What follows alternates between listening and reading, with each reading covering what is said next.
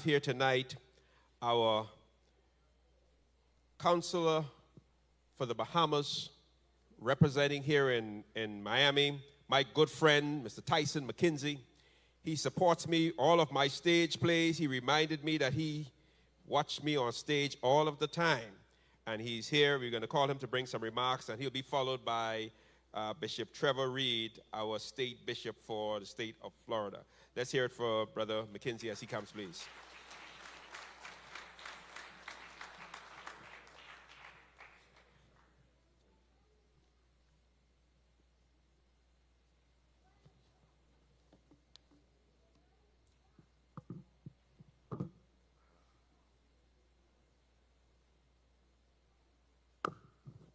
Good evening.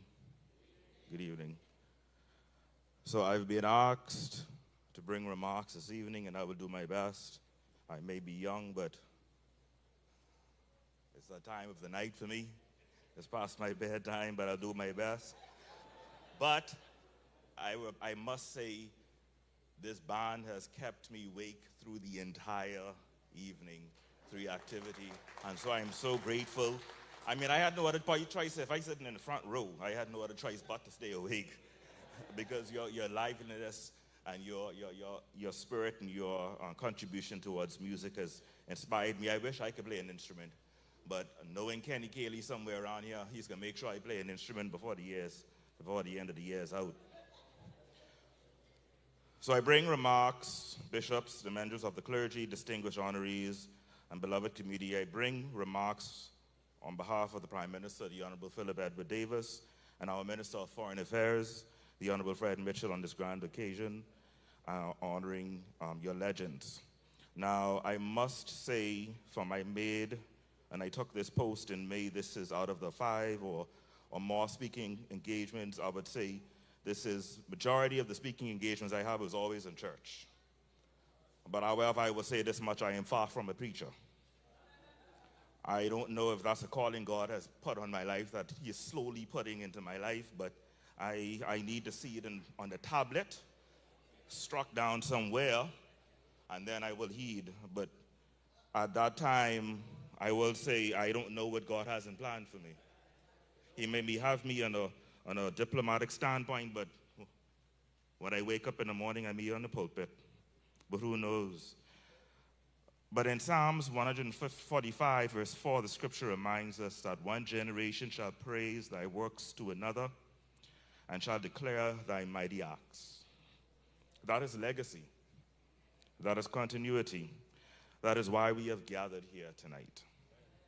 A few days ago, when I was in Washington, I, for the longest, after the renaming of our embassy of one of our first ambassador to the United States since we became a sovereign nation, our embassy there was named after him. And I said, in this evening, that is a legend in the diplomatic realm.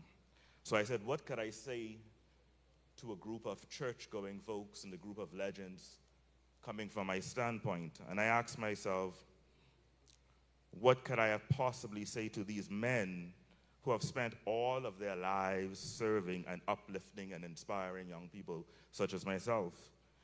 So that next morning, I came across a story about a woman who studied at the Old Florida Agriculture and Mechanical College.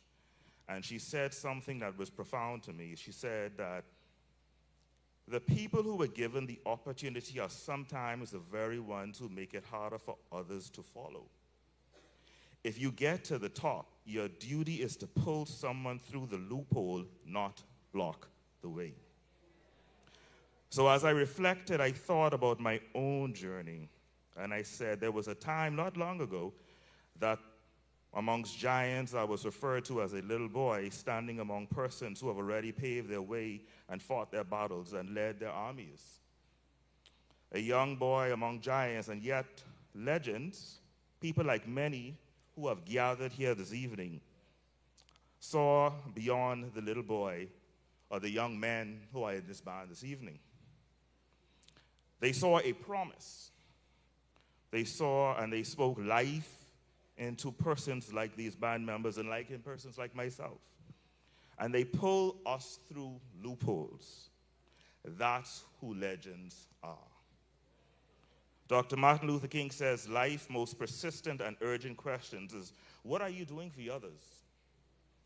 You, the Bahama Brass Band, and these legends here this evening have answered that question for more than 100 years and continuous.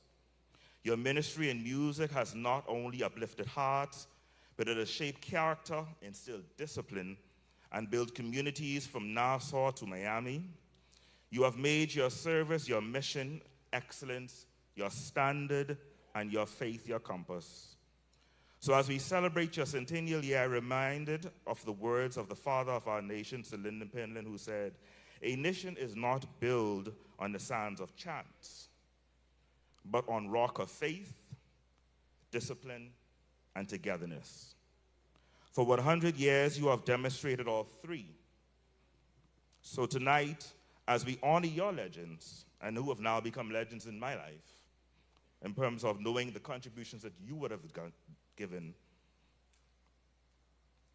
you have given your lives to be noble. Remember that your legacy is true, and it's not measured in applause, but it is measured in the impacts that you've made on many of our lives. Legends do not close the doors, they hold them open. Legends do not hoard wisdom, they share it. Legends do not dim the light, they pass the torch. And so, to the Bahama Brass Band and to your legends here this evening, may your next century resound with greater harmony, purpose, and praise. May your instruments never lose their power to inspire.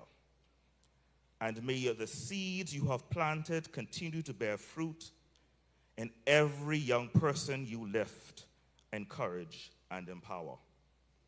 Because at the end of the day, the world will forget our titles, but they will never forget our impact. It may remember our names, it may not remember our names, but it will always remember the sounds of your service. So thank you, and may God bless you.